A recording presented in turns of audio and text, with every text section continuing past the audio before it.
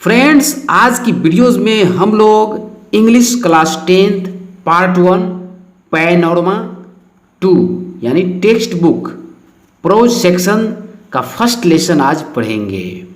और first lesson का headline है या टाइटल है द पेस फॉर लिविंग, यानी जीने की रफ्तार। रेगुलर वीडियोस पाने के लिए हमारे यूट्यूब चैनल को आज ही सब्सक्राइब कर लेंगे, साथ में वीडियोज को शेयर भी कर देंगे। तो चलिए स्टार्ट करते हैं। लेसन है first the pace for living. इसमें एक तरफ हमने वर्ड लिया है, दूसरे तरफ उसका प्रोनाउंसिएशन लिया है और तीसरे तरफ उसका मीनिंग लिया है, यानी अर्थ क्या होता है। जैसे यहाँ लिखा है PAC, जनरली तो हम लोग कहते हैं PA से पाकर C से का पा से, लेकिन नहीं, इंग्लिश में ऐसा रूल नहीं है। इंग्लिश में इसको पेस पढ़ना है। PAC पासे नहीं, पेस, पेस पढ़ना है। और पेस मीन्स क्या होता है? गति होता है या रफ्तार होता है। गति होता है या रफ्तार होता है। तो आपको याद हुआ, हम इसको ढक देते हैं। दूसरा है LIVING। इसको आप लोग क्या पढ़ते होंगे? लाइविंग पढ़ते होंगे, लेकिन नहीं, इसको हम लोग लिविंग पढ़ेंगे। LIVING, living. लिविंग मतलब जीवन। जीवन का दूसरा क्या होता है? इंग्लिश लाइफ होता है। लाइफ मतलब भी जीवन। तो याद हुआ कि नहीं? लिविंग मीन्स जीवन।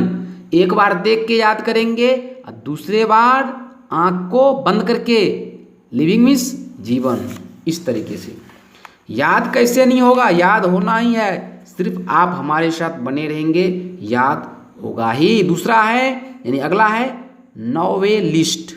क्या है? नॉवेलिस्ट। अब इसको हम लोग ऐसे नहीं पढ़ेंगे, नॉवेलिस्ट नहीं पढ़ेंगे, नॉवे नहीं पढ़ना है, पढ़ना है नॉवेलिस्ट। उच्चारण सही होना चाहिए, यानी शुद्ध शुद्ध पढ़ना सीखिए। नॉवेलिस्ट मीन्स क्या होता है? देखिए यहाँ पे, उपन्यासकार। उपन्यासकार याद नहीं हुआ तो ऐसे ढक लें।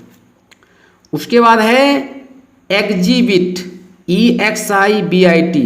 इसको बहुत लोग क्या पढ़ते हैं? इसको पढ़ते हैं एग्जिबिट। एग्जिबिट नहीं पढ़ना है, यहाँ पर ई का उच्चारण ए आ रहा है, इसको पढ़ना है एग्जिबिट। एग्जिबिट इसका जो है शुद्ध हो रहा है, तो शुद्ध पढ़ना है एग्जिबिट। एग्जिबिट का मतलब प्रकट करना। क्या करना? प्रकट करना। अब यहाँ पे ढक लेते हैं, बोलेंगे फिर। एग्जिबिट मतलब प्रकट करना। एवं प्रकार से नेक्स्ट है, क्या है? एक्सेप्शनल।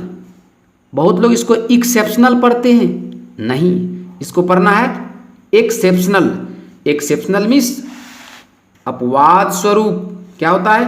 अपवाद स्वरूप। इस तरीके से याद करेंगे या समझेंगे, आपकी इंग्लिश धीरे धीरे आसान होने लगेगी। नेक्स्ट है फ्लेयर। क्या है? फ्लेयर। यहाँ पे फ्लेयर नहीं पढ़ना है, वैसे फ्लेयर लिखा है, लेकिन पढ़ना है फ्लेयर, FLAER, फ्लेयर पढ़ना है। तो फ्लेयर मीन्स क्या होता है? प्रवृत्ति या स्वभाव। प्रवृत्ति या स्वभाव का जो सिनोनिम होता है वो होता है टेंडेंसी या नेचर। टेंडेंसी या नेचर का मतलब भी प्रवृत्ति स्वभाव, और फ्लेयर मतलब भी स्वभाव प्रवृत्ति। इस तरह से समझते जाना है। मैं बीच बीच में सिनोनिम भी बताऊंगा किसी किसी वर्ड का। जैसे यहाँ है नेक्स्ट टचिंग। इसको कुछ लोग पढ़ते हैं टॉचिंग। टॉचिंग नहीं पढ़ना है, इसका उच्चारण आ रहा है टचिंग। इसको पढ़ेंगे टचिंग। अब टचिंग मीन्स छूना। टचिंग मीन्स छूना, स्पर्श करना। उसके बाद है सेंसिटिव। अब बहुत लोग इसको क्या पढ़ते हैं? देख लीजिए, सेंसिटिव। सेंसिटिव नहीं पढ़ेंगे, इसको पढ़ेंगे sensitive, SENSITIV, sensitive. Sensitive means क्या होता है? संवेदनशील। अब इसी तरह से सेंसिटिव मीन्स संवेदनशील। याद कैसे नहीं होगा? याद होना ही है। आप इस नियम को फॉलो कीजिए, जैसे मैं बता रहा हूं, उच्चारण सही होना चाहिए, आपको उसी के साथ याद होगा। नेक्स्ट है इश्यूज। कुछ लोग इसको पढ़ते हैं इशूज, लेकिन आपको पढ़ना है issues, ISSUES, issues. Issues means मामले, मुद्दे। तो दोस्तों, कितने वर्ड्स आपने याद किया? इसको दोबारा रिपीट कर लेते हैं। चलिए, इसको पढ़ना है। पेस, पेस मतलब गति या रफ्तार। लिविंग, लिविंग मतलब जीवन, जीवन का इंग्लिश और लाइफ, लाइफ मतलब भी जीवन। उसके बाद नॉवेलिस्ट, नॉवेलिस्ट मीन्स उपन्यासकार। फिर है एग्जिबिट, एग्जिबिट मीन्स प्रकट करना। उसके बाद है एक्सेप्शनल, अपवाद स्वरूप। फ्लेयर, प्रवृत्ति स्वभाव। फिर है टचिंग, छूना। उसके बाद है सेंसिटिव, संवेदनशील। उसके बाद है इश्यूज, इश्यूज मीन्स मामले। तो दोस्तों मैंने इतने वर्ड्स का रिपीटेशन किया, गिन ले 1 2 3 4 5 6 7 8 9।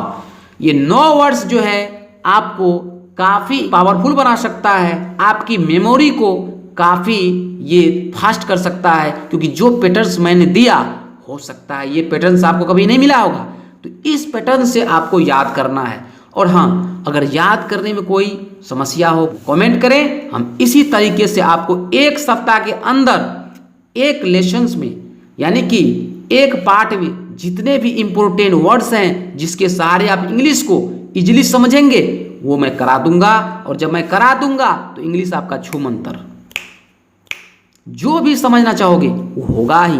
क्योंकि वर्ड मीनिंग क्या है, वर्ड मीनिंग क्या है, इंग्लिश पकड़ने की सबसे बड़ी मूलभूत पॉइंट है।